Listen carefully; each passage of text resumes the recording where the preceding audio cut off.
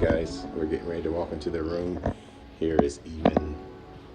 We're in room 504 today.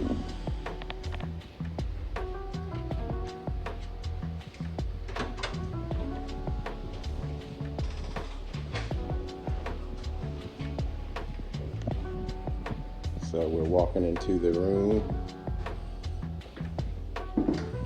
First thing you're gonna see is you're gonna have a restroom here. All right, you got a mirror.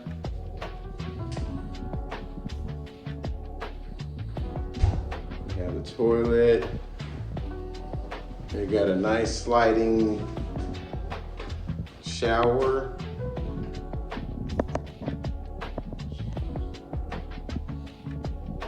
You got your essentials over there. Shampoo, conditioner, shower gel. You have a hard floor. You got a hard floor in here. They got a nice workout room here. It's a little workout station. So if you want to work out while you're here in Atlanta or Ableton, Georgia, rather, you can get your workout on. This has different resistance here. You have a nice closet, plenty of space. You have the security safe there. Probably could put a laptop in there. I won't need to use that on this trip.